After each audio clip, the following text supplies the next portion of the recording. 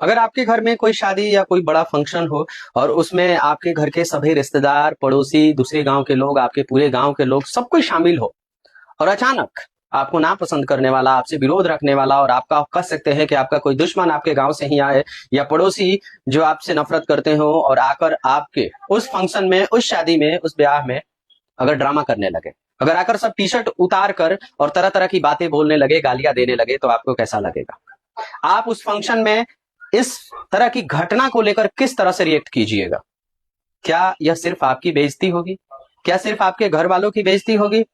नहीं, या पूरे गांव की बेइज्जती होगी। और शायद इस तरह की घटना को देखकर दूसरे गांव वाले भी इस बात की चर्चा करें और आपके गांव में इस तरह के फंक्शंस और इवेंट्स में आना कहीं बंद ना कर दे।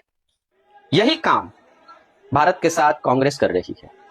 यही काम कांग्रेस के वो कार्यकर्ता कर रहे हैं जो कि भारत में होने वाले एआई समिट में जाकर टी शर्ट खोलकर प्रदर्शन करते हैं, नंगा प्रदर्शन करते हैं, पीएम के खिलाफ तरह तरह के नारे लगाते हैं कि पीएम इज कॉम्प्रोमाइज्ड। क्या यही मंच मिला था उन्हें? क्या कोई और तरीका नहीं हो सकता था विरोध करने का? आपके पीएम के साथ बहुत तरह के विरोध की भावनाएं हो सकती हैं, ईर्ष्या हो सकती है, नफरत हो सकती है, लेकिन भारत के साथ, भारतीय होकर भारत के साथ क्यों नफरत? यह एआई समिट एक साधारण समिट नहीं था। दुनिया में होने वाले अभी तक के सबसे बड़ी टेक्नोलॉजी के जो आयोजन हुए हैं उनमें एक था यह।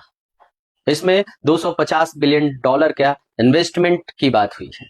अंबानी और अडानी ने 100 बिलियन डॉलर इन्वेस्ट करने की बात कही है। दुनिया भर के बड़ी कंपनियों के सीईओ यहाँ हाजिर हुए हैं। दुनिया भर के बहुत सारे देशों के प्रतिनिधित्व करने वाले राष्ट्राध्यक्ष, वहां के मंत्री यहाँ इस आयोजन में आए हुए हैं और सबने भारत के इस कार्य की सराहना की है। दुनिया में अगर देखा जाए, जब पावर की बात होती है तो अमेरिका और चाइना के बाद भारत ने अपनी शक्ति का प्रदर्शन इस एआई समिट से किया है। और एआई, अगर भारत इसमें अपने आप को एक लीडर के तौर पर आगे लेकर जाता है, इतने सारे देशों के प्रतिनिधित्व के साथ, इतने सारे देशों के सहयोग के साथ, तो ये भारत के लिए साधारण बात नहीं है, यह बहुत बड़ी बात है। आने वाले समय में भारत अपने आप को उन सभी टेक जायंट्स देशों के साथ एक लाइन में खड़ा करने के योग्य हो सकता है।